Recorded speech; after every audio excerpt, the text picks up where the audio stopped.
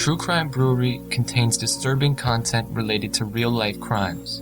Medical information is opinion based on facts of a crime and should not be interpreted as medical advice or treatment. Listener discretion is advised. Welcome to True Crime Brewery. I'm Jill. And I'm Dick. Emile Cilliers tried to murder his wife Victoria by sabotaging her parachute, but that wasn't his first attempt to kill her. Emile had a long history of lying, stealing, and having extramarital affairs. And he also had a temper. Victoria knew that her husband was often dishonest and emotionally closed off, but she desperately wanted to keep her family together, at least for the sake of their children. She could not even imagine that the father of her children would want her dead. Join us at the quiet end for the parachute murder plot. Things were far from ideal in the Cilliers' marriage, but Victoria was in love and unaware of much of what was going on behind her back. Emile liked to spend money on anonymous sex, frivolous luxuries, and vacations with his girlfriend. He took out high-interest payday loans and skimmed money from Victoria's bank account, all while gaslighting her into thinking that she was emotionally unstable. But as Victoria worried about her troubled marriage, Emile did give her bits of hope. He used her love for her family as a weapon against her and set her up for a terrifying death. This case was recommended to us by Rose from England, so thank you so much, Rose. Great recommendation. And what do we have for a beer today, Dickie? We have a beer with a really cool name, Sleeping Lemons, from Nice. the Wild Beer Company in Westcombe, England. In a snifter, the beer was a clear golden color, no head at all. Very nice aroma of lemon, and the taste was mostly lemon, a little bit of salt. Crisp, tart beer. Be good on a hot summer day. It sounds like something you'd want on a hot summer day, right? Yes, it's quite nice. Yeah, cute name. Nice beer. Let's open it up.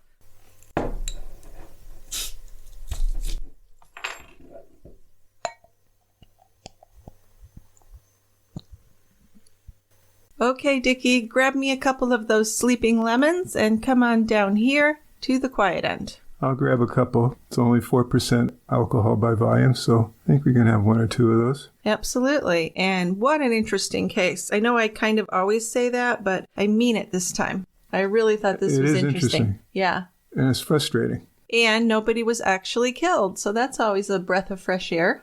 Yeah, so we're not talking about a murder. Nope, we're talking about attempted murder. So start us out.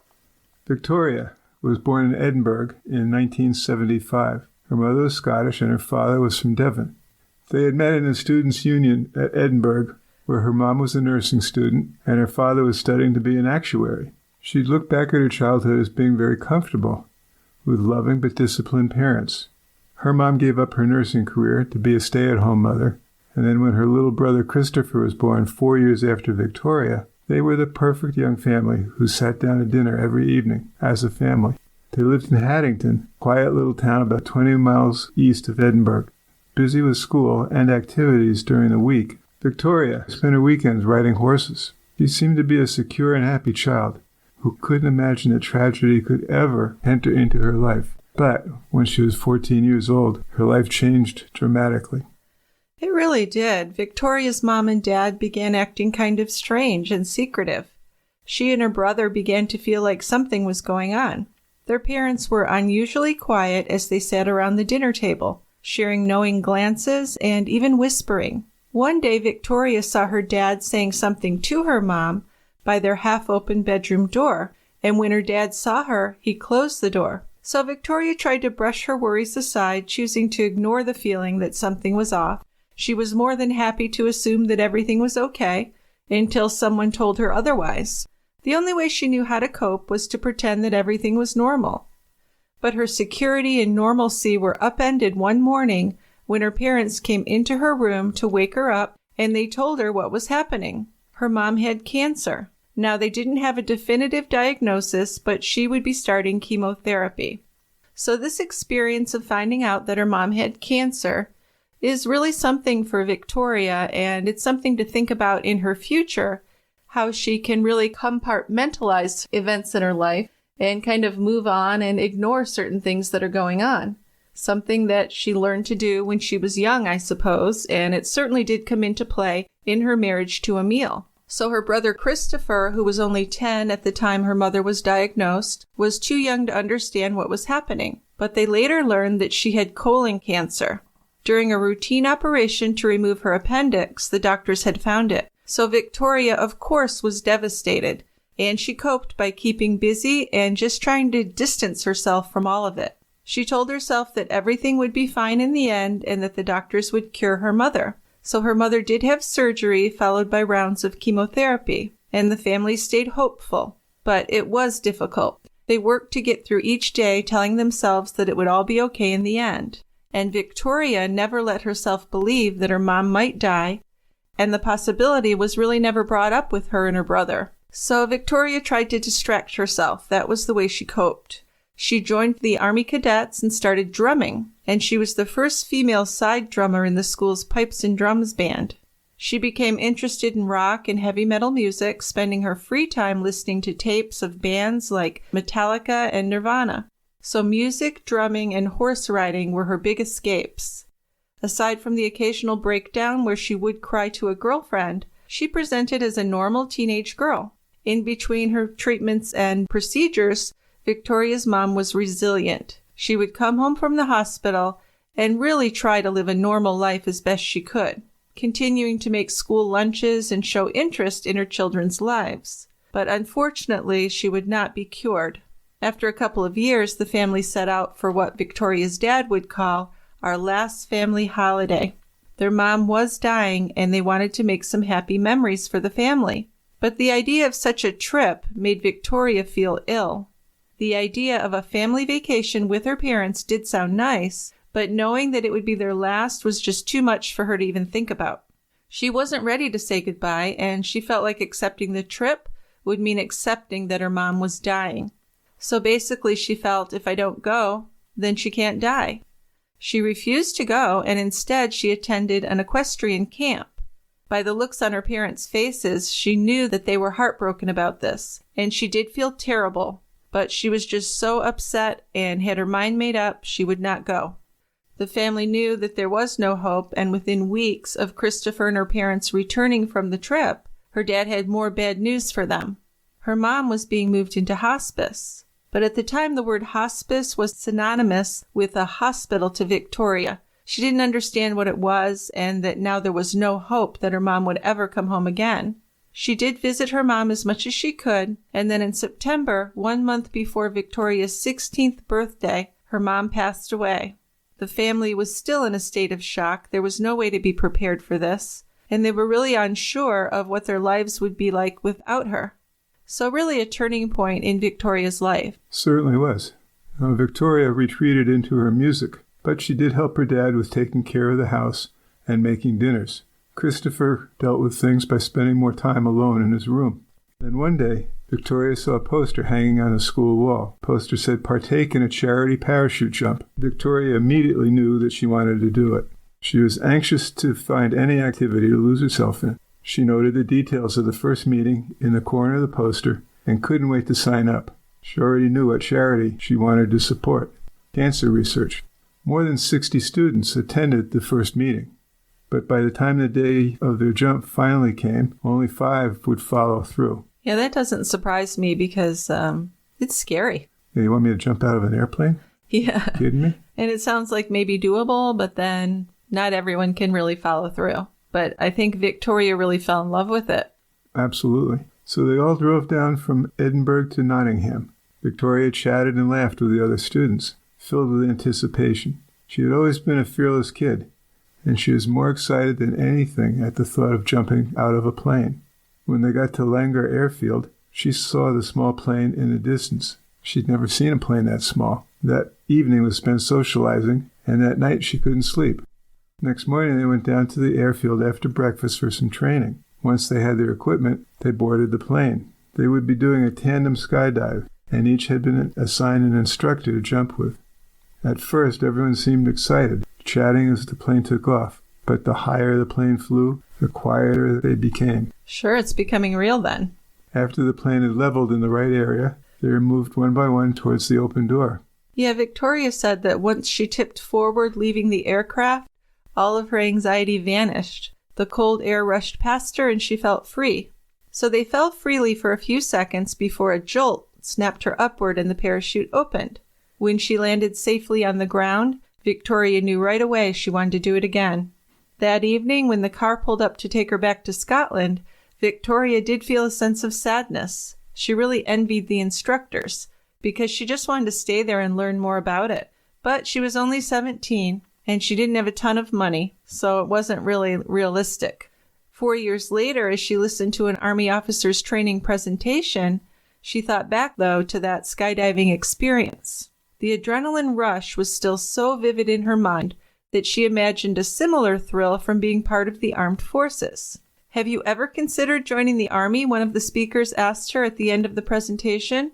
"I'm training to be a physio," Victoria said. "Is there even a place for physios in the Army?" And it turns out there was. Now, in the U.S., we would call that a physical therapist. Well, there certainly would be room in the Army for that. Oh, absolutely. So she'd already secured a postgraduate job at a local hospital, and she was living with a boyfriend. But she was bored. She really did want to start fresh and leave Glasgow. So a few weeks later, she had her acceptance letter from the Army, and it would be 6 months before she could start. So she did work at the local hospital until the time came for her to pack everything into her car and drive down south. She knew the Army would be full of excitement, but nothing could have prepared her for how quickly she was thrown into the deep end. There were months of training, learning more about military medicine, infantry skills, leadership, and weapon handling. So by the time she finished, her dad had remarried. She had hoped to be assigned somewhere closer to her dad, but she was sent to a naval base in Plymouth, and it was the furthest from home that they could have placed her. But of course it wasn't her choice. So once she was there, she went to work for 3 Commando Brigade, part of the Royal Marines. And while living at the base, she did begin to feel quite isolated. She worked part-time on the naval base and then part-time at a hospital. And after 7 months, the Army moved her, and she spent 4 months working in Kosovo, being exposed to and trained to deal with some real trauma. So after doing all that, the transition back to life in the UK was a lot harder than she expected it to be. She felt enormous guilt for leaving her injured patients behind, but she was forced to put it in the back of her mind when she was promoted to captain and she was moved to a new posting, this time at the Defense Medical Rehabilitation Center. And this was a well-known center, and the lead regional rehab unit was there also. So this job was difficult, with a lot of the patients needing complicated treatment, and she began to feel emotionally exhausted. She'd really done a lot over the past few years. When she mentioned to a coworker about how exhausted she was, the coworker suggested that Victoria do some adventure training. And she thought about that, and one course really did catch her eye. And of course, that was parachuting. How about that? Yeah. So she kind of came around. In the evenings, everyone from the parachute center would socialize and drink together. Victoria met and dated a man named Brett for 2 years. She took him on a trip to meet her father and stepmother. Brett proposed to her at Edinburgh Castle. Victoria accepted, and she was excited. But after a while, she had her doubts. She ended up canceling the engagement, and she and Brett broke up. And then about a year after her split with Brett, she met a man named Liam. He is a troop commander living in the mess she was staying in, and Liam was a jumper. So meeting him felt like fate to Victoria. Instead of getting annoyed at how much time she spent parachuting, Liam understood, and he often spent the weekends jumping right beside her. Yeah, so I think when they first got together, she really thought this was almost too good to be true. She was very happy. Yeah, doing something you really enjoy with a person you love. Mm-hmm. Perfect. Like Sounds you good and me to me. podcasting, right? You got it. Yeah. But Liam and Victoria did get married, even though they were often assigned far apart from one another. But Liam kept to his word, and he would phone Victoria each night before they went to sleep. They kept in touch over the phone or through text, and Liam would always return home on Friday evenings. After 6 months, they bought a little house together, and they really did try to maintain a normal marriage. But managing a marriage on weekends was very difficult, and they did begin to grow apart. Partway through their first year of marriage, Liam started to act differently. Usually, they talked on the phone for hours each night and would be in touch during the day. But then all of that ended. He stopped coming home every weekend. And when Liam did come back, he was protective of his phone. He would even cover the screen from her view, so that's not a good sign. No. No, sir. There were a couple of times, too, when Victoria saw a woman's name pop up, Lucy, and the messages that she sent seemed too intimate to be from just a friend. Although the messages didn't seem right, Liam wasn't doing anything obviously wrong, and he'd always been adamant that he would never cheat on her. So they had a rough patch, but then things would seem to improve for a time. So she kept her hopes up. But then Victoria received several phone calls where the person on the other line would hang up on her. Then one time a woman spoke. "Hi, I'm sorry to disturb you," the woman said. "I just wanted to phone you to tell you what an amazing husband you have." So that remark caught Victoria way off guard. "I'm on a course with him," the woman told her. "I think you're really lucky to have him," she continued. "He really loves you, and I just thought it would be nice for you to know that." So this was really strange, and of course it set off alarms in Victoria's head. I would agree. That's very strange. Yeah, and I still don't understand why the woman did that. Yeah. Was she trying to push for a divorce or something? I think she was, but it's a weird way to go about it. It is. Yeah. I mean, usually that's where you give the ultimatums to the husband. Yeah, or call her and say, "I'm sleeping with your husband." Be more forthright. Yeah. So it's kind of a backward, sneaky thing. But Victoria was not an idiot. She said, "What's your name?" And the woman's name was Lucy, the same name that she'd seen when Liam had been messaging. Uh-huh. So Victoria felt sick. "Are you having an affair with my husband?" she just came out and asked. And Lucy denied having an affair with Liam. But then she did admit that they'd been having an affair for about a year. So that was heartbreaking. Victoria called Liam, and Liam apologized and said that he had already ended the affair. So maybe he'd ended the affair, and that's why Lucy had started making those calls. Possibly. But Victoria tried to forgive him and just found that she couldn't. And eventually they divorced. But she said they did remain friendly. Victoria passed her parachuting course, and then in 2009, she achieved her goal of becoming a qualified accelerated free fall instructor. So she was on her own now, and she bought a house and continued her life as a single woman. Every weekend she worked as an instructor while she was working as a physio all week long. And part of the reason she worked 2 jobs was to pay her bills. But more than that, the parachute center was really most of her social life. Her life was busy, but at times it still felt empty. And then in the winter of 2009, she met Emile Cilliers. Yeah, Emil came into her treatment room one day. He was a unit PTI, that's a physical training instructor, in the Royal Artillery, who had injured his knee badly on a skiing trip. This resulted in extensive reconstructive surgery. So looking at his knee, Victoria knew it would be a long time before he'd be able to walk properly. But he needed to get better because he was joining the physical training corps. Victoria tried to get him to open up and get motivated, and she began talking about skydiving. He had never done it. So after weeks of coming in for therapy, Victoria and Emil became friends. After a few months, there was a romantic spark. Emil told her that he had 2 children who were his world. He was married, he said, but only on paper. He and his wife had separated. So after transferring his care to another therapist, Victoria then agreed to go out on a date with Emil. Now, for their first date, he took her to do an aerial assault course. The day in the treetops was windy, and they both stood on a platform up in the trees, swaying in the wind and smiling at each other. He had an energy and enthusiasm for new experiences, and he had those piercing blue eyes. Yeah, well, there's no doubt that he could be very charming with women. So on their second date, they went coast-steering in Devon. And the word coast-steering is a combination of coast and mountaineering, because I had to look that up. I'd never heard of it. Yeah, I would have to look that up. So common features in coast-steering include scrambling up and climbing over rocks, or swimming and walking through gullies and squeezes. So you might also get to experience features that are created by the tides, like sluices and whirlpools. And as they jumped off some rocks into the sea, Victoria was freezing and realized that this just was not her thing. Luckily, Emil was a very strong swimmer, and she did feel safe with him. And after that, he would come over to her house in the evenings, and they would spend hours together drinking wine and talking. So Emil was really like no one Victoria had met before, and he really easily charmed her. They were soon inseparable, and she wanted to learn all about him. He told her that he was originally from Cape Town in South Africa. He had come to the UK as an adult. He said that he had met his wife while in England and had stayed when she became pregnant.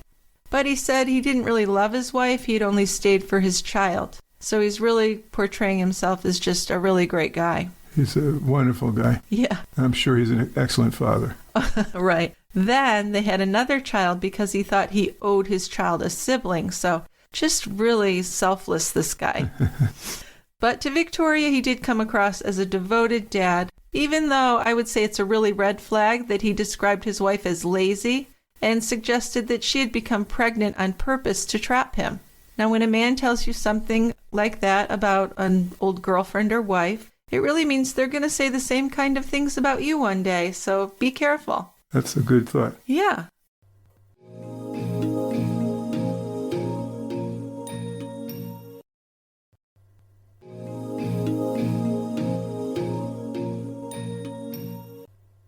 So Emile said, "I love you" for the first time after they'd only been seeing each other for a few weeks, and Victoria responded the same.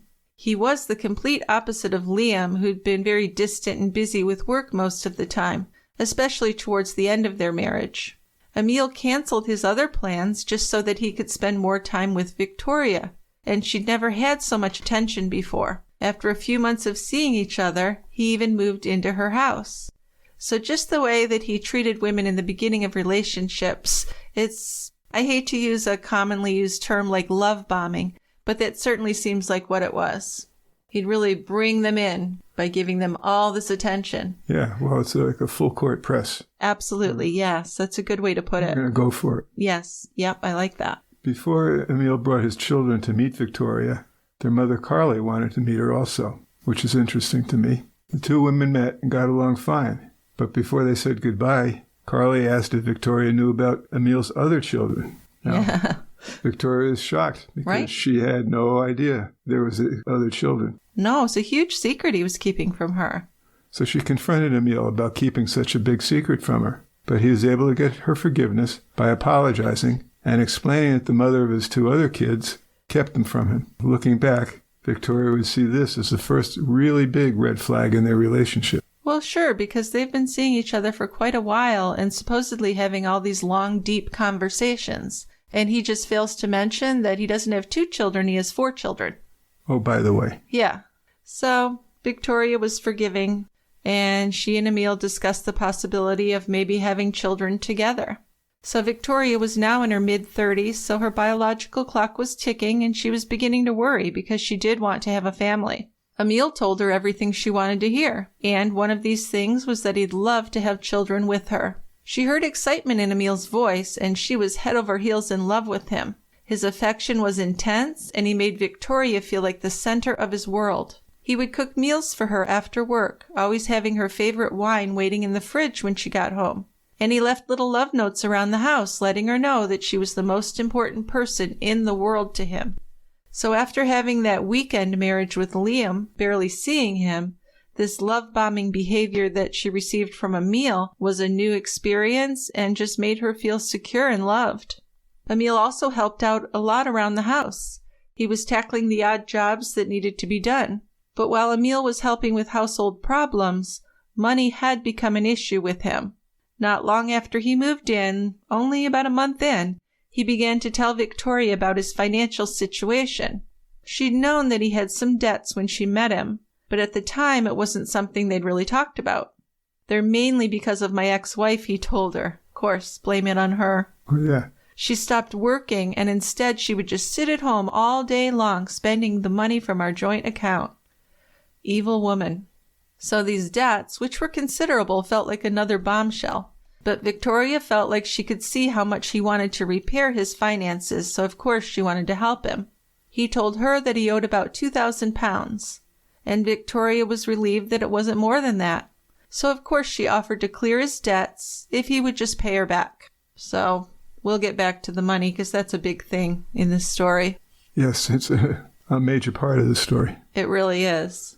Victoria taught Emile how to pack parachutes at the airfield, and he quickly picked up the skill. He was such a natural at it, he would go along with her to the parachute center to pack parachutes for money. And with this extra income, Emile paid the 2,000 pounds back pretty quickly. Yeah, so that was really kind of gave her a sign that maybe she was right to help him. He really was going to be honest and take care of these things. Yeah. Which was misleading in the long run. It was. And I guess I'd be unhappy in this relationship if I'm finding out that my intended had 2 other kids. And by the way, I'm also in deep financial distress. Yes. But 2,000 pounds didn't seem too bad to her because he was definitely not telling her the whole picture. And he did pay her back quickly. Yeah, and I think he did that just so that he could get her trust and then get more money because as soon as that was cleared, he wanted to open a joint account with her. And she thought, well, sure, everything's going great here. So in January of 2011, just over a year after they'd first met, Victoria and Emile flew out to South Africa to stay with his parents for 3 weeks. She was welcomed into the family with open arms. And his parents were really warm and friendly. His mother told Victoria that Emile had never really been in love before, but she could tell that he really loved Victoria. And while there, Emile proposed and asked Victoria to marry him in South Africa so that his parents could attend. So Victoria's father agreed that he and her stepmother would fly to South Africa for their wedding. Then, just a few months before the wedding was to happen, Victoria discovered that she was pregnant. But Emile seemed really excited, so Victoria began to plan to be a mom. But then at just 12 weeks, she had a miscarriage. So here's the first part of the story that will really give you some idea of who Emile really was. So, as she was miscarrying, Emile had a cricket match to go to in London, and Victoria agreed to travel to London, even though she was in a lot of pain while riding there in the car. Then once they arrived at the location, the team had one group room with sleeping bags and no beds. Instead of leaving or getting a hotel room at least for Victoria, Emile gave her the car keys so she could drive home alone. And instead of taking care of her, he played with his friends and then went out drinking after that night. So it's not like he just played the game and hurried back to be with her either. Oh, no. Victoria was angry with him, but of course she convinced herself that it was her fault because she'd told him to stay with his friends and play the game. Then 6 weeks later, they were getting ready to fly to South Africa for their wedding. And Victoria found out she was pregnant again. The wedding went well, and Victoria was even more happy knowing that she was going to have Emile's baby. But she was a bit cautious about getting her hopes up, afraid that she would miscarry again. The pregnancy was complicated, and the fetus had growth issues. But their daughter April was born at 36 weeks and weighed over 4 pounds. So things seemed to be going well, but Victoria began to notice more and more financial issues. And at first it really didn't seem worth mentioning. She noticed small amounts being withdrawn from their joint account, but everything else was going so well that she didn't even bring it up. It had just been an expensive few months, she told herself, and she chalked it up to the costs of a newborn, and she believed that Emile would sort it all out. So she decided not to bring it up to him, until one day when she noticed a red bill in the morning mail, and she couldn't ignore it. Inside there was a warning letter that they hadn't paid for a clothing order, but she hadn't bought anything in months. So she logged into her account. Scrolling through the list of items that she owed money for, she didn't recognize anything.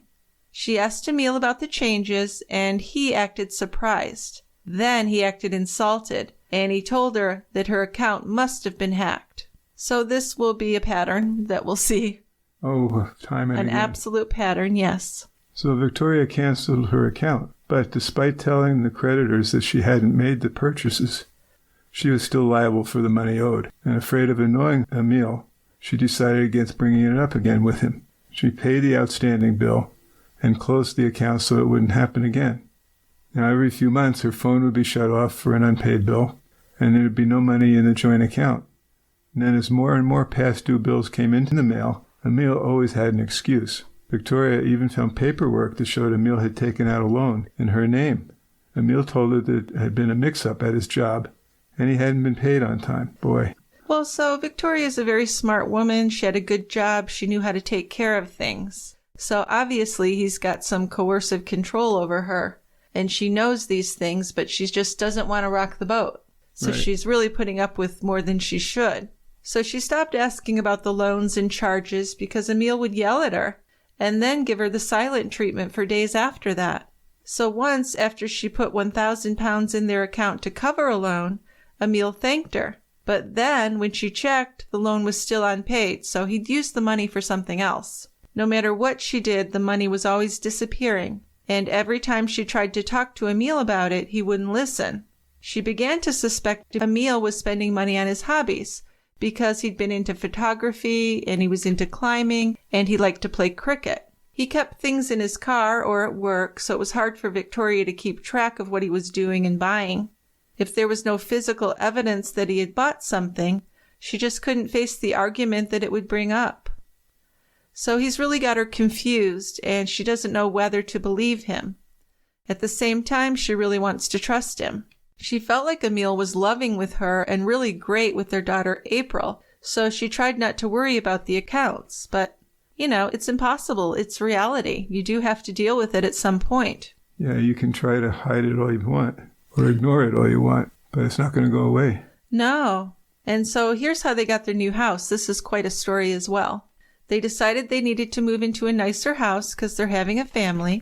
And then they went to the bank, and the bank rejected them due to late and unpaid bills. And this was very embarrassing for Victoria, someone who had always worked hard and paid all her bills. At Emil's suggestion, they then asked Victoria's brother Christopher to buy them a house, and instead of paying a bank for a mortgage, they would just pay Christopher. But Christopher and Victoria and Christopher's dad insisted that the deed to the house would have to be in Victoria's name only, and she and Emil had to sign a post-nuptial agreement as well. So if they were to divorce, then they would leave the marriage with whatever they had put in, which Emil had really put in nothing.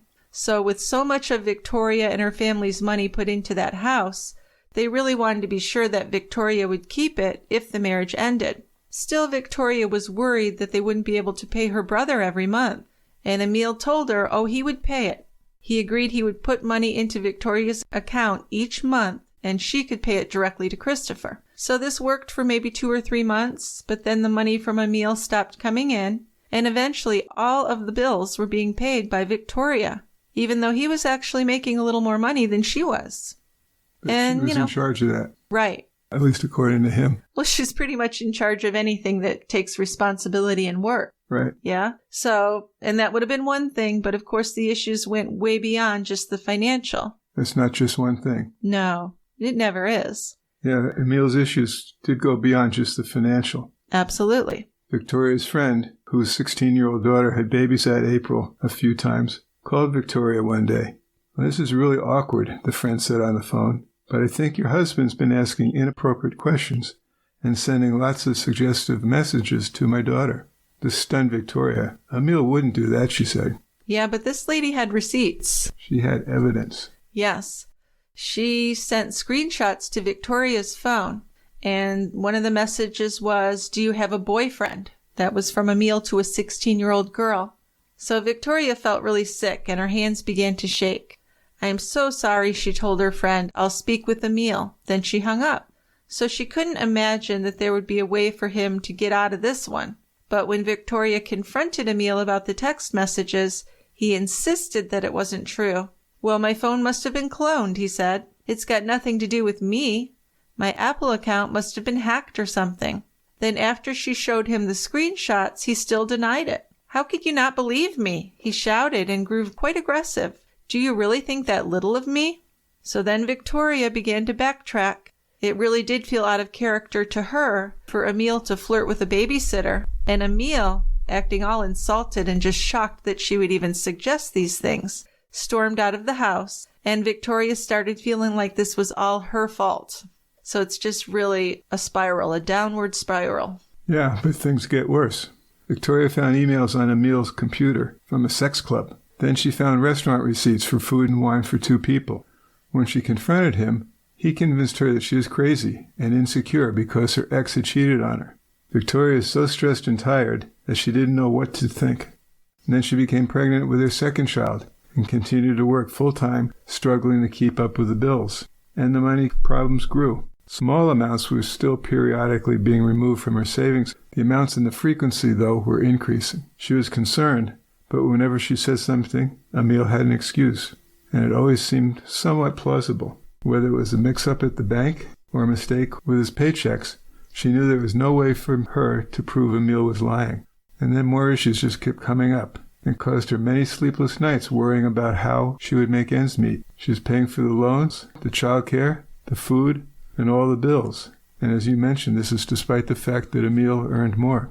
Yeah, so he's spending all his money on women and sex workers. Pretty much, yeah, that's the thing. So that's a fair division of expenses, don't you think?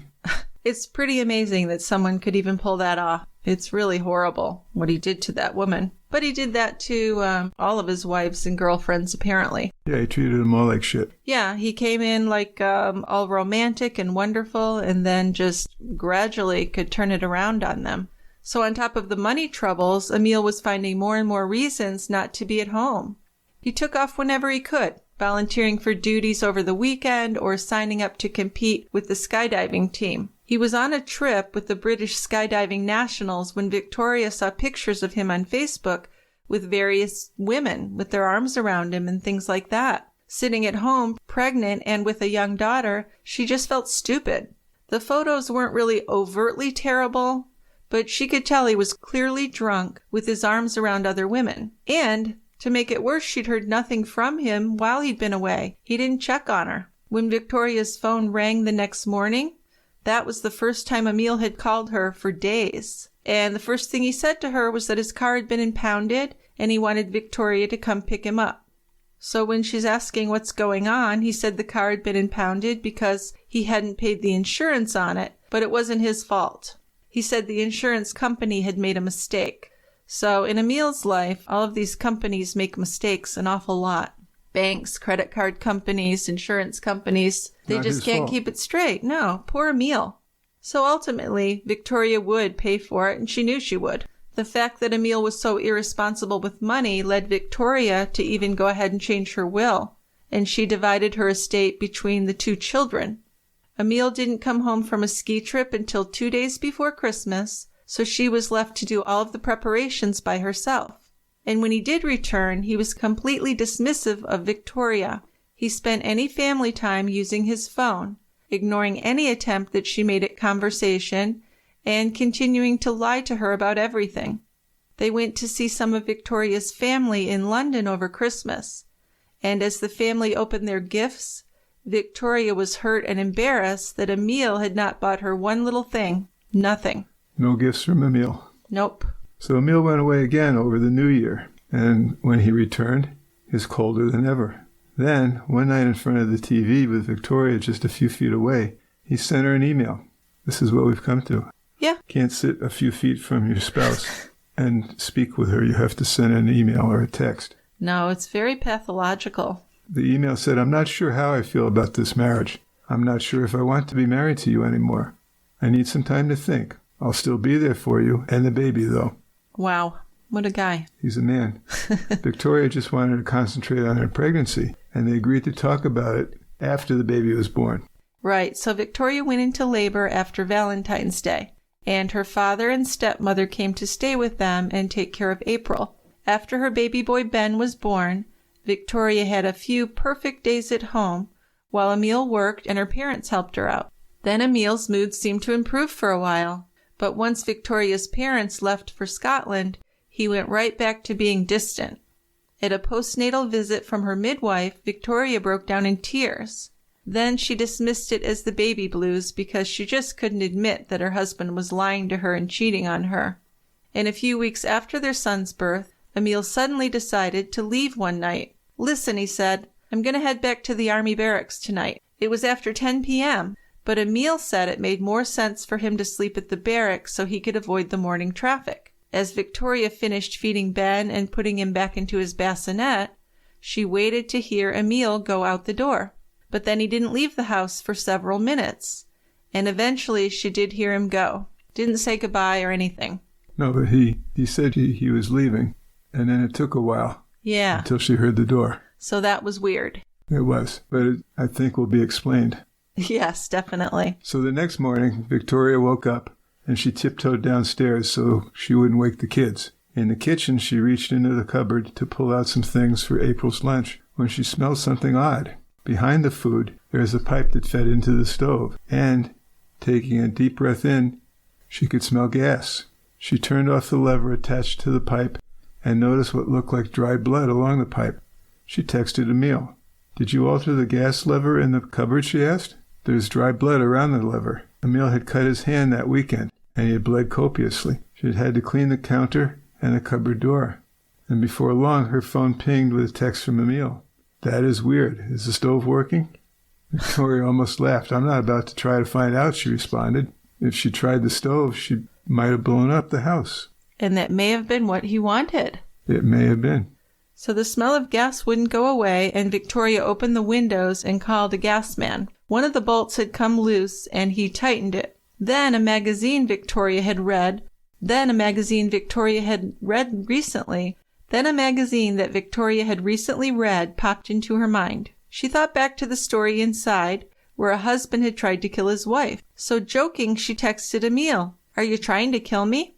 And she expected him to reply with a joke as well. But then he wrote back seeming very defensive. "Why," he replied, "you can't be serious about the comment you just made. You've been saying that a lot lately. Why would you think that?" And she wrote back, "I just read it in a mag recently. True life stories, my husband tried to kill me." She'd only been making a joke because of the blood on the handle. So she racked her brain trying to think of another time when she'd made a comment similar to that. And she really hadn't. She was sure she never had. So shutting the cupboard door, she tried to forget the whole conversation. But she really couldn't stop thinking about it. Part of her knew that something was off. She was just so worn down by his cheating and lying and disappearing for weeks on end that she couldn't see any way forward. Now, with a 5-week-old and a 3-year-old, she didn't have the strength or energy to tell Emile to leave. The persistent idea that things could work out was what kept her going. With their little boy bringing new life into the house, Emile had seemed a bit more attentive, helping out with night feedings and interacting with the baby.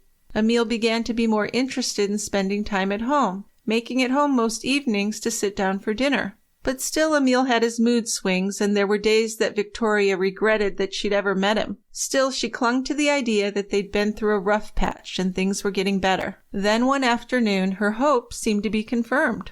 She's at home doing her regular stuff, and her phone buzzed on the kitchen counter. And she saw that there was an incoming call from Emile. He hardly ever called her. So she answered, kind of excited, and he said, "You know what I've been thinking? It would be really good for us to go and jump together."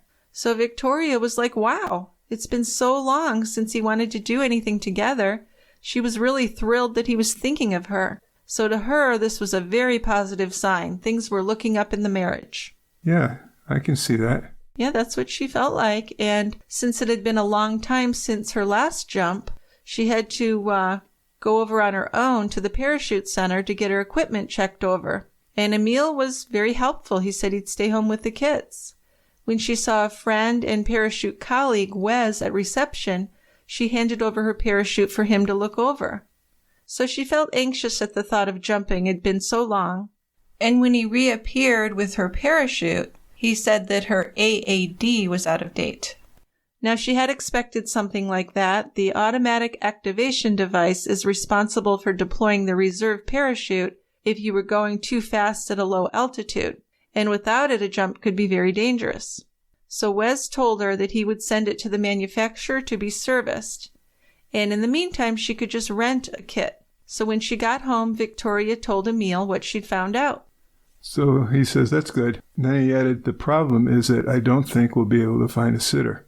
Victoria's disappointed, but Emile suggested that she jump on Saturday and he would watch the kids. The whole point, though, had been to do something as a couple. So she really didn't want to jump. But she didn't want to upset Emile. So she said, well, you can come with me and watch. And Emile smiled and nodded. Yeah, sounds good. So on Saturday, they bundled the kids into the car and drove to the parachute center. April was chatting excitedly. Her mummy would be jumping out of a plane and she would get to watch. Victoria noticed that Emile was in a really good mood, something that hadn't happened very often lately. It was a windy day, and Victoria doubted if they would have anyone jumping. But Emile told her they should go in and find out. So in addition to pleasing her husband, part of Victoria's decision-making process was to go up, do a jump, and see if she still loved it. She thought back to when she had felt a similar way after giving birth to April. She'd been reluctant then to continue, but when she went up and jumped, she was reminded of why she really did love it. So they're at the parachute center, and she took April into the foyer, and she thought about how it could be bad for her family life if she was to work at the center again. It was a job which had taken over much of her time, including evenings and weekends. So this was time she really wanted to be spending with Emile and her children. Emile also did his hobbies on the weekends, and it would make it difficult finding childcare. Emile and Victoria walked a few feet over to the kit store where they rented a kit for her. Emile picked it up, swinging it over his shoulder by the strap. Then April said that she had to go to the bathroom. Emile volunteered to take her and went into the bathrooms with the kit still slung over his shoulder. So Victoria felt like April was a bit of a daddy's girl, so this wasn't super unusual, although he normally did not take April to the bathroom. But leaving Emile to take her, she scooped up Ben, cradling him as she waited for them to come back from the bathroom. And then after a bit, she wondered what was taking them so long in the toilets. She walked over to the door, which led to 3 more doors, the women's, the men's, and a shower room. She pushed open the first door and heard April chatting away to Emile in one of the toilet stalls. So she went back and waited for them by reception. She wasn't sure exactly how long they'd been gone. It could have been 5 minutes or it could have been 10 minutes. And this would be a real issue later, how long he actually was in there with April and the parachute. But shortly after she'd sat back down, Emile and April came out of the toilets. And Emile came to sit beside Victoria and their baby. Now then an instructor walked by. There are no lifts right now, I told them. The weather's taken a bit of a turn. Okay, Victoria said, thinking that they were wasting their time. April was getting restless. It was past her dinner time by then, so Victoria suggested they forget about it and just go home. Emil did not seem convinced. He said it would be a shame to leave then. He wanted her to get that jump. Sure did. But Victoria assured him that they would come back another day. She wanted to return the kit, which was the normal thing to do, but Emil said they should just store it in her locker for when they came back. They did. They did, which was kind of unusual. And the kids were getting more restless, so Victoria followed Emile down the corridor to her locker. She would later say that keeping the parachute overnight wasn't something she would normally do, but the weather seemed too dismal for anyone else to need the kit. So taking the parachute from him, she did stow it in the locker. Just do the jump tomorrow, Emile told her, so she nodded. Then once they got home, they fed the children and had an ordinary evening. Victoria's friend Alex was hosting a barbecue for her partner's birthday the following afternoon, so she wanted to use the evening to express milk so she could have a few drinks at the party. So once she'd settled Ben, she went back upstairs where Emile was watching TV in the living room. She sat beside him, and he rested a hand affectionately on her leg. Now, he hadn't touched her like that in months, so she's really thinking, wow, things are really looking up here. Yeah, he's being nice to her. Yeah. So nervous about her upcoming jump, Victoria had hoped that Ben would sleep through the night, but he screamed and cried periodically throughout the night, keeping her awake. She thought maybe this was a sign that she just shouldn't go through with the jump. By morning, she'd barely had a couple of hours of sleep and she was exhausted. So about the time the sun was rising, she finally got Ben to fall asleep. She went downstairs and into the kitchen, and after a few minutes, Emile joined her and poured himself a cup of tea. Victoria told Emile she didn't think she would jump that day because she didn't have the time and she was really tired. But Emile suggested that she run out and jump while Ben was sleeping. So she reluctantly agreed, glancing at the clock. The jump had really been playing so much on her mind, and she knew that if she could just get it over and done with, she could stop worrying and enjoy the party that afternoon. So with the decision made, pretty much by Emile, she finished her coffee and she left. For the entire drive to the parachute center, though, she felt nervous. After a very poor night's sleep, and with the party to prepare for, it just didn't feel right. She felt kind of rushed. And she wished that Emile could jump with her. I mean, that had been the idea in the first place, to do something together. She really didn't want to go alone. But since Emile had planned it for her, she felt that she needed to follow through. I mean, she must have felt like he would pout or give her the silent treatment if she didn't do it. Yeah, that's right. Yeah, I mean, that's how the relationship was. But by the time she arrived at the parachute center, it's late morning. The sky was overcast. She gave herself a few minutes to sit in the car. Then she took a deep breath and opened the car door. She headed into the building and made a beeline for the locker where Emile had left her parachute. Taking out the rented parachute, she made her way to the hangar. And after only waiting for 10 minutes, she was called to the plane with a few other jumpers. She waited anxiously, but no sooner was she about to get on the plane when she was called back. The morning lift was called off due to the weather, so Victoria felt some relief for this. She didn't know why, but she had a terrible feeling about the jump. Well, I kind of feel like she must have had some idea something was up with him. It might have been kind of subconscious, but I think she had the feeling that something just wasn't right. Yeah, with all his maneuvers and stuff, yeah. And acting like, all friendly and nice with her, but really insisting that she do this.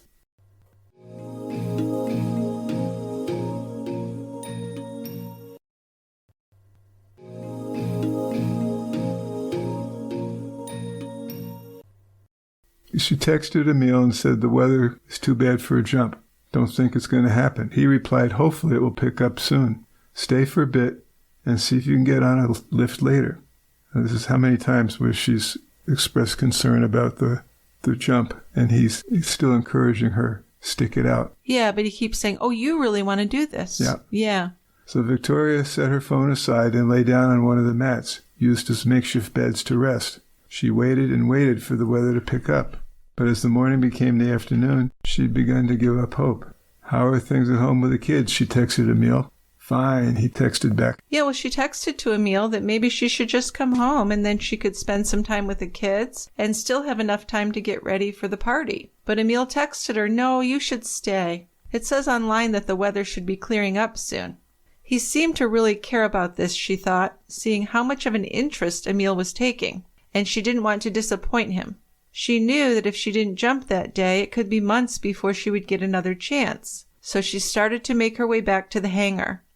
With more texts of encouragement from Emil, she stayed and waited, and eventually, after what felt like forever, by now it's like late afternoon, she got a call to go back out to the plane. So this was what they call a low-level lift or a hop and pop.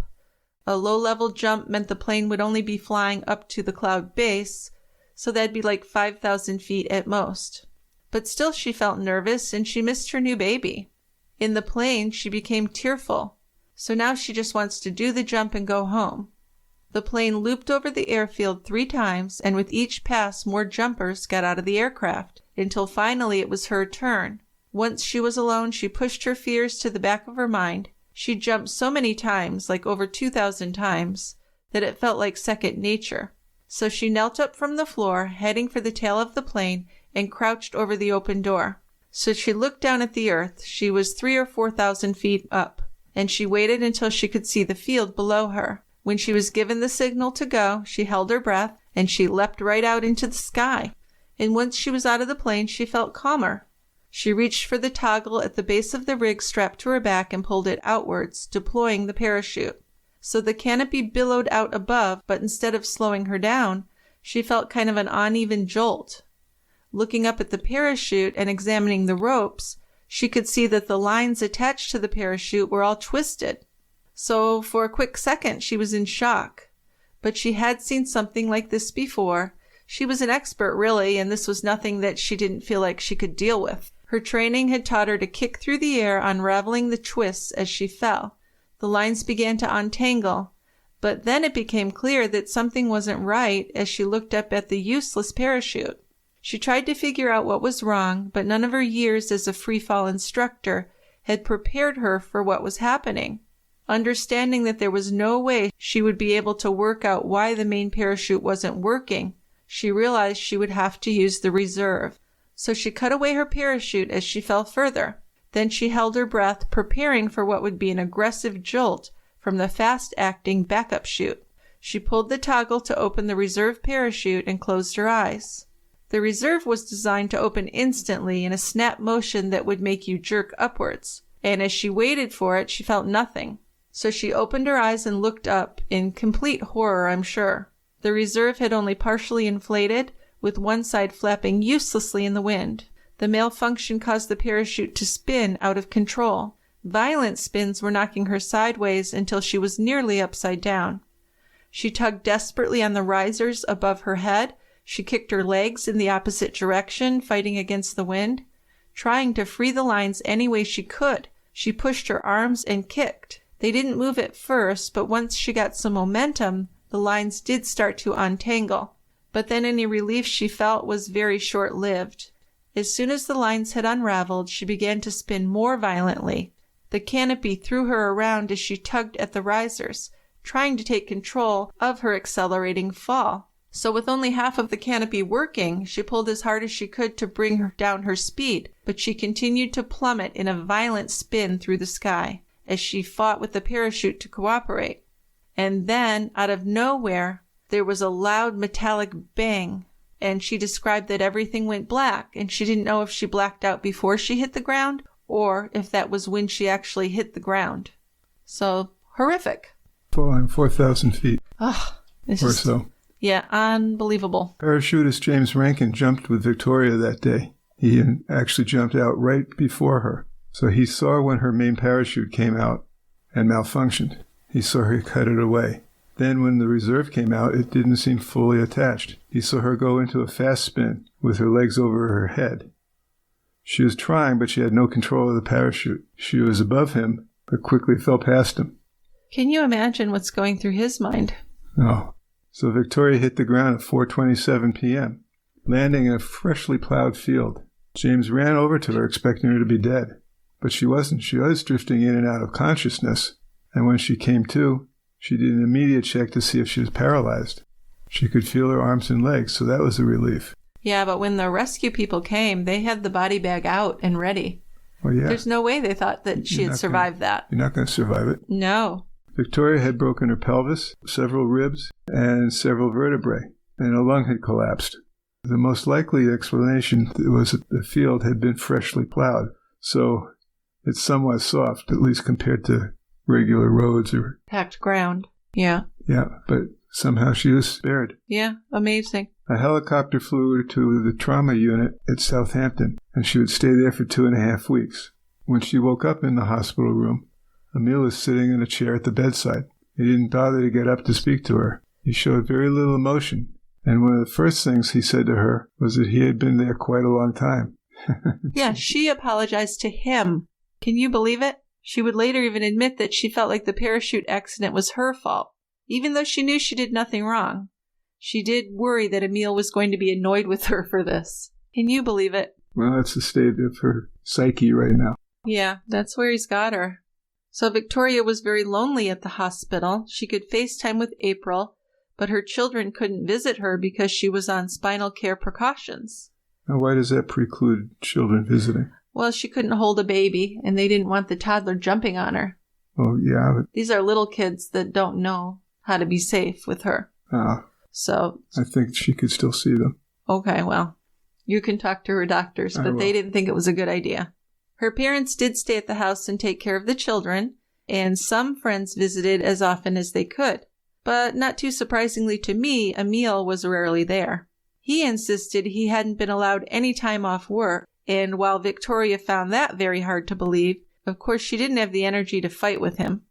When he went home from work each night to relieve her dad and stepmom of their childcare duties, they would drive to the hospital and spend the whole evening with Victoria. And it was very sad for her, but she had to accept that Emil just really didn't want to visit her.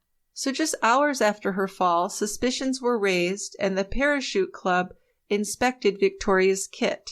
Their initial investigation determined that this had not been an accident. After Victoria was home from the hospital, the Parachute Center called to tell her that someone from the British Parachute Association was coming to pay her a visit, and Victoria knew both of the men who showed up at her house. Emil joined them, and they told Victoria that they had started an investigation into her fall. So the slinks, the part of the parachute that links the canopy with the body, were missing, and this made it clear that it was a crime, not an accident. So the police were informed. So just to give you some idea, between 2005 and 2014, 2.3 million parachutes were made in the UK, and during this period, there'd never been even one incident of both the main and the backup parachutes failing. Only 2,900 reserve parachutes had even needed to be deployed. So Victoria's reserve parachute, which had never been used, had also been inspected 16 times by 10 different highly trained packers since it had been manufactured. So it was clear that someone had tried to kill Victoria. The police looked at Emile as a suspect, and with his debts and his affairs, it really did not take long before they were able to build a picture of what had really happened here. Remember, Emile had taken Victoria's pack into the bathroom the day before the accident, claiming that their daughter needed to use the toilet. But this was an odd thing to do. He could have left the pack outside. There were places where people would just hang their packs while they were waiting, what everyone else did. In the investigation, the police found out a lot about Emile, too. He was constantly moving money around to cover debts. He owed money to payday lenders and banks and former work colleagues. He had also borrowed £19,000 from Victoria and taken another £6,000 from her without asking, claiming that her accounts had been hacked. Victoria had followed this up with the bank, of course, who found that the IP address that had been used to make the transactions could be traced to their home computer, and that's why she had cut her husband out of her will in 2014. Emile was a constant philanderer. He was still having sex with his ex-wife, Carly. He was also using a casual sex site called Fab Swingers, and he was hiring sex workers from Adult Work. Emile had gone to a swingers club where he enjoyed having anonymous fellatio through a wooden wall with holes in it where men could put their penises. And he was even kicked out of that club for trying non-consensual acts with a woman there. So he wasn't even upstanding enough to be accepted at the sex club anymore. That's a come down, isn't it? It really is. Then Emile had started having an affair with Austrian skydiving instructor Stephanie Gohler. He met her on Tinder when he was on an army skiing trip. And he told Gohler that his marriage with Victoria was all but over. And although she was heavily pregnant, he wasn't the father of the child. He was just being kind and taking care of her throughout the pregnancy. Please. Yep. Emile was often absent from home, or he was busy on his phone or computer. Victoria had also found condoms in the car and house. He was constantly on his phone, and Victoria was not allowed anywhere near it. Victoria, who was in love with him still, felt sad and confused as her relationship with Emile was falling apart. The couple argued whenever Victoria would question Emile when she was finding clues of his lies and infidelities. But by the time of the accident, Victoria had become passive and under his control. Police would also find that Emile had searched for wet nurses online before Victoria's jump, suggesting he knew his wife would die and he would need someone to breastfeed their newborn baby. And if that had happened, how much would you bet that he would have had sex with that woman, the wet nurse? He'd attempt to anyway. Right.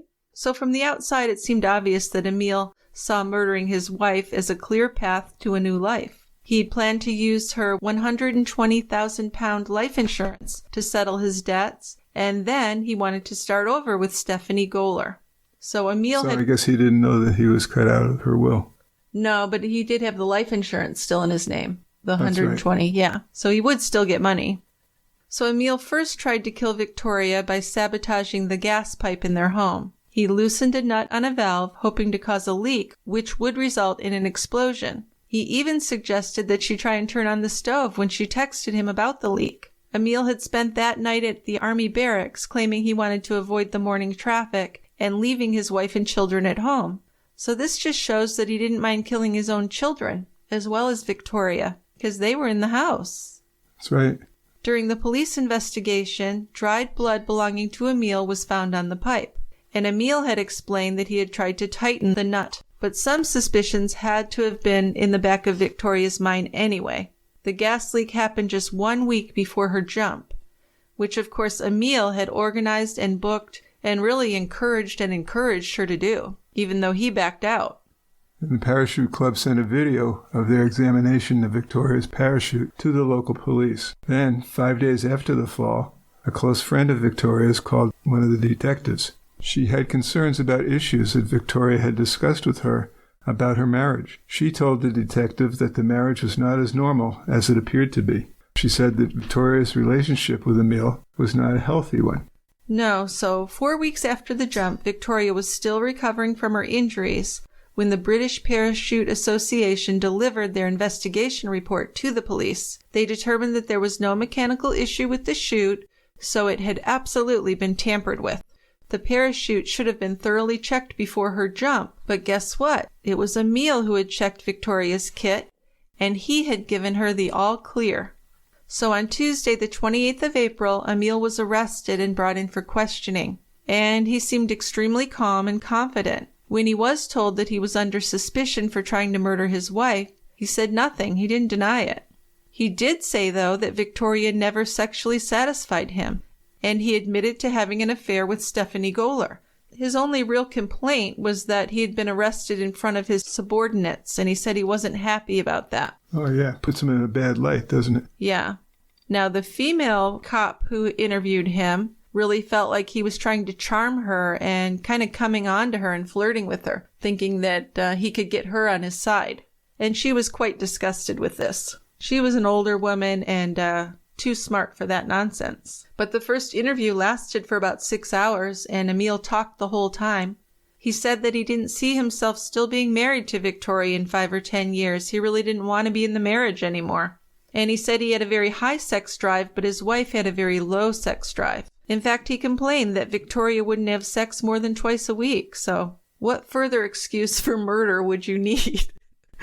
Right? Come on, this lady deserved it. Then he even told them about his girlfriend Stephanie, and he said, yeah, they were pretty serious. But he never said he was innocent. He never denied trying to kill Victoria, but he didn't confess either. The police knew he had strong motives, but they still didn't have any direct evidence against him.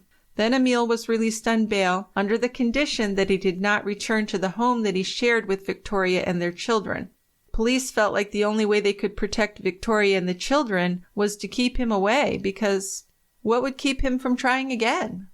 Nothing. No. So Victoria's home, but she's got a full body brace with a newborn baby and a 3-year-old daughter. That's just horrific. This poor woman. Oh, God. She couldn't understand why he couldn't come home and told the police they were ruining her life. They told her that her husband had potentially been trying to kill her, but she didn't want anything investigated. But we're in denial here. Big denial, but the police really needed her cooperation with their investigation. At least they felt they did. So they did tell her about Emile's girlfriend and that he had told them he was planning to leave Victoria and that he had denied paternity of their son.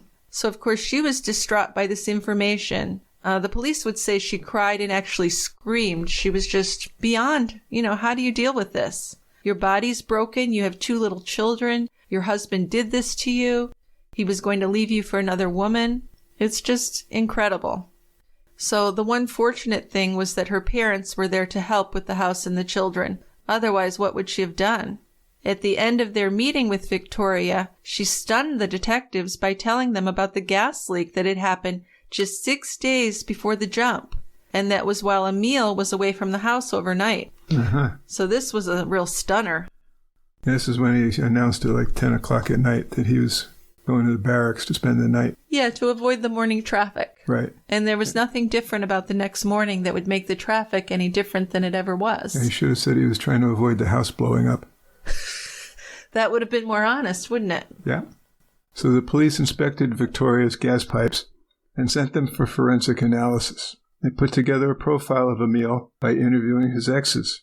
He was described as charming and a love bomber. On the other hand, he was a compulsive cheater in every single one of his long-term relationships. Yeah, I want to tell you the story about Nicoline, the mother of Emile's first 2 children. So she had lived in South Africa with Emile. But after the birth of their second child, he was in the UK looking for work, and he promised to return, but ended up settling down with another woman. So Emile's mother... I know, it's so sad that it's almost funny. It's just preposterous. So Emile's mother invited Nicoline out to lunch, and she gave Nicoline the bad news. She said Emile had gotten married in the UK. Not engaged, not having a new girlfriend. He was already married to a new woman. As far as Nicoline was concerned, they were still together when he left, and he was going to come back. But Emile's mother told her that she would just have to move on without him. So this was devastating for her and for her children. And she hears it through his mother. Through his mother. Well, there's obviously some pathology in the whole family. I would think. Yes. Because remember, the parents had told Victoria that they didn't think Emile had ever been in love before. Right. Even though he'd had 2 children with 2 different women. So this was devastating for Nicolene, the children, and Emile did not stay in touch. He did not apologize, nothing. He just disappeared. And in September of 2015, Emil was brought into Swindon Police Station for his second interview. He came in looking casual, t-shirt, shorts, and flip-flops. He had previously told the police that he was planning to leave Victoria for Stephanie Goller, so the police asked him about that. And this was the first time that Emil became tearful and upset. They were no longer together, and she didn't want to be with him anymore. This was remarkable to the police because he had never cried or shown any sadness over Victoria's near-death experience or the injuries that she was suffering from. Oh no, he's completely cold about her. No, it's about him. And it's really not about Stephanie either, I'm sure. It's about him, like you said. He couldn't take being rejected. And I'm sure even if he'd ended up with Stephanie, he would have done the same shit to her eventually. Yeah. So 2 years' worth of Emile's phone and computer records would show that he was not faithful to Stephanie or really any woman in his life. There were over 32,000 WhatsApp messages between Emile and Stephanie Goller, and his texts seemed to show that he thought he would be free to be with Stephanie after the parachute failure.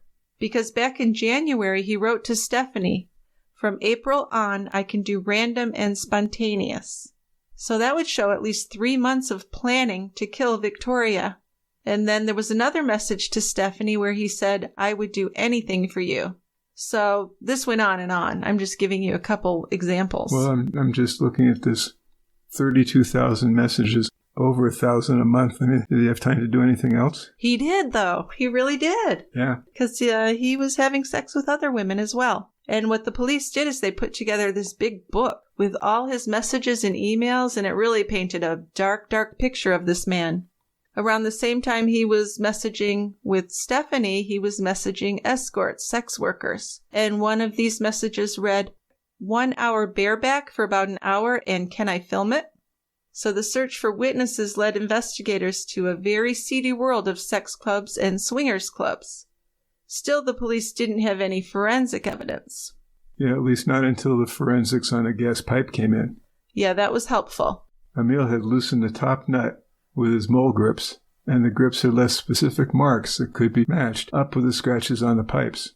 So Emil was brought in for questioning a third time. And he was questioned about when he had used the grips, and he said he couldn't remember. And then he was asked about his text to Stephanie, saying he would be able to do random and spontaneous after April. Yeah, he could not explain that at all. He couldn't come up with anything. Tough one. Yep. So after that, the prosecutor's office agreed they had enough evidence to charge him with 2 counts of attempted murder. Still, securing a conviction would be a challenge. Well, it would, because there was no CCTV footage of him doing it. There was no text where he said, "I'm going to kill my wife," blatantly, although it certainly does not look good for him.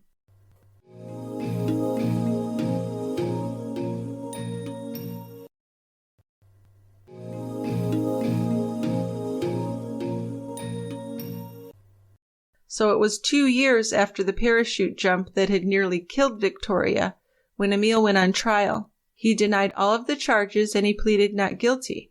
And he came across as very confident in the courtroom. They said he showed up in a 3-piece suit and he chewed gum and just kind of sat back. Taking it all in. Yep. The prosecution went to great lengths to make sure that the jury understood the exact details of how Emile had sabotaged Victoria's parachute. And this wasn't easy because most people don't know anything about this, right? Including us. No, I would have to do what they did. Yeah. Take me out to the airfield, show how parachutes work. Yeah, they really spent a lot of time showing them exactly how it worked. Prosecutors needed to prove that her parachute had been sabotaged on the day before her jump and that Emile was the only person with the opportunity to do it. They believed that he had done that while taking his daughter to the bathroom. And the police even made a video replicating what he would have done if he'd done it there. So Victoria had told the police that he had been in there for around 10 minutes, up to 10 minutes. So by day 23 of the trial, the prosecution was getting close to completing their case. They were going to conclude with their star witness, the intended murder victim, Victoria. And all they really needed was for her to give the same statement that she had given in her police interviews. So a detective actually picked her up and drove her to the courthouse that day. But then it seemed like the 2 years of hard work done by the police and prosecutors was all for nothing. Victoria took the stand and said that she had lied about the amount of time that Emile had actually spent in the bathroom with her parachute. Then she claimed that she'd been angry at the time and probably exaggerated to get back at him. Wow. Yeah. So she's really under his thumb. So she's retracting pretty much everything she said. Yeah. And I don't know if it's because he was in the courtroom and that's how he had control of her. I'm not sure, but he definitely still had his grips on her. She even said that she'd lied in her interviews, saying that she herself had fiddled with the gas pipe to see if she could do something about it. And she said that she was embarrassed to admit that she had probably made a mistake and cut away a perfectly good parachute. So without Victoria's testimony, the case collapsed and the prosecution were just beside themselves.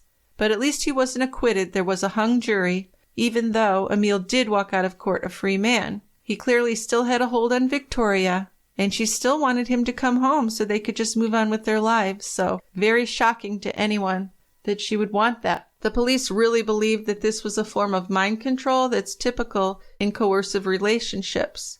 They believed that there was an urgent threat to her life and the children, so they wanted to move forward with a second trial immediately. And in the next trial, they would try and explain and give evidence of his control over her and why she would say those things. And to show how little Emile cared about Victoria, the prosecution made the decision to go over all of those text messages, because they could tell by looking in the book of messages that Emile would be texting Victoria about the children, then immediately afterward texting an escort and asking if she was free for 30 minutes. And Emile liked to have unprotected sex with different people. He liked the risk and the excitement of it. Even while visiting Victoria in the ICU, he was going on websites and looking for a sex worker near the hospital he could meet up with. Then, of course, there was the internet search that he made for a wet nurse days before the parachute jump. Yeah, I don't know how you can explain that. He had trouble explaining that because at first he said, well, after the accident, we were looking at wet nurses because she couldn't breastfeed. Yeah, except that was before the accident happened. But then they said, no, sir, this was before the jump, and we really had no answer.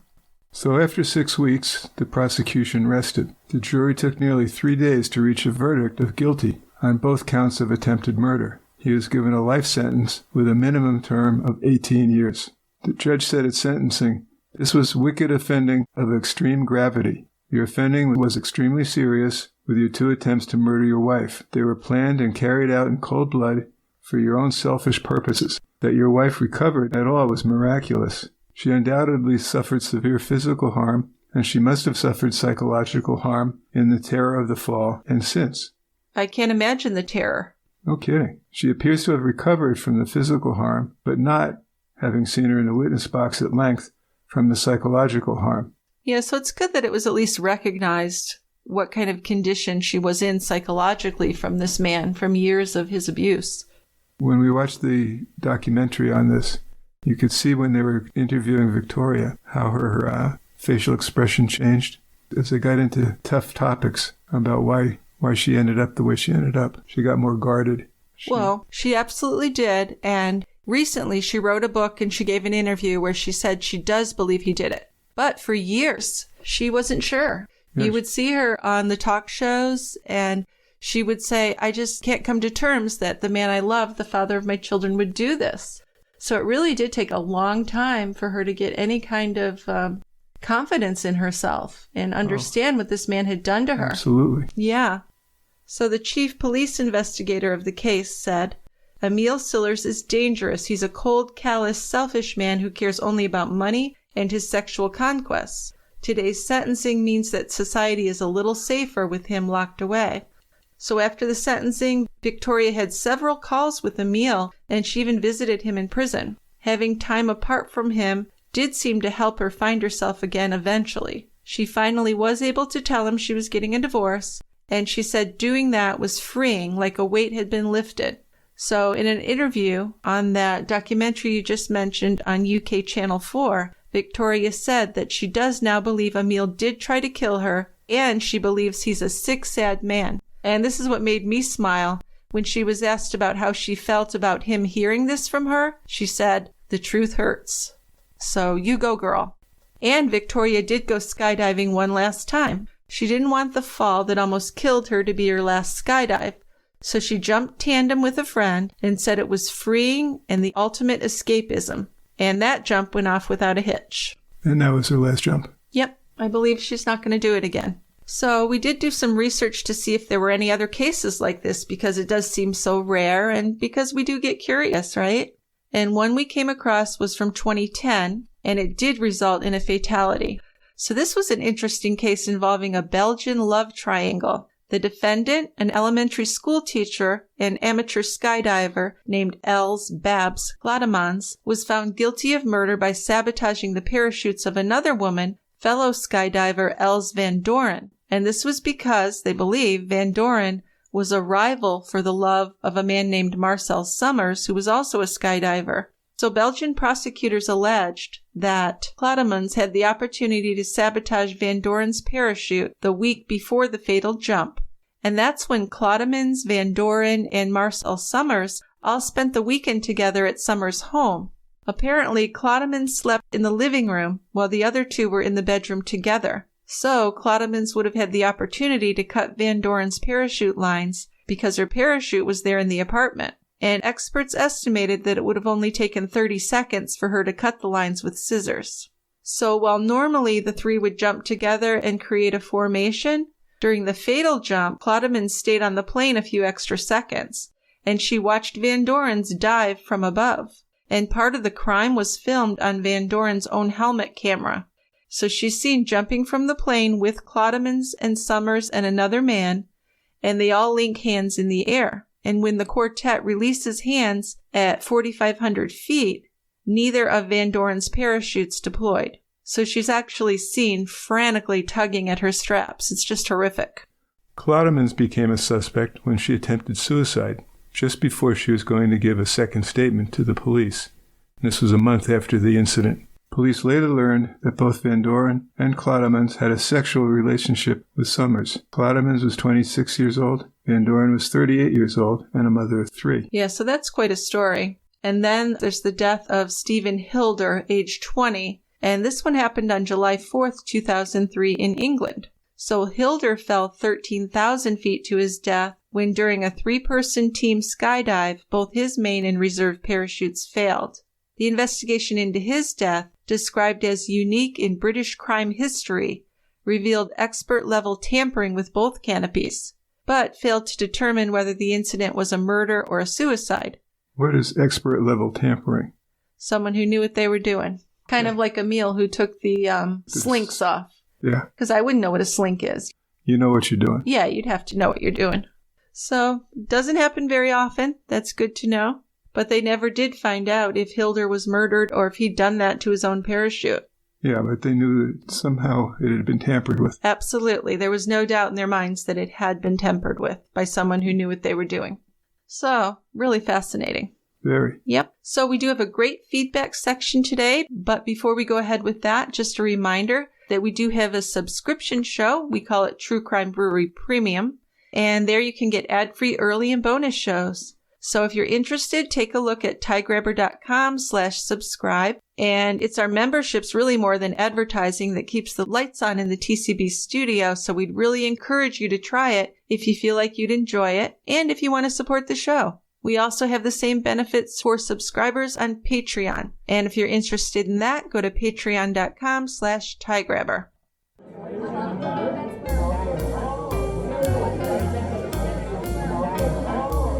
It's time for listener feedback.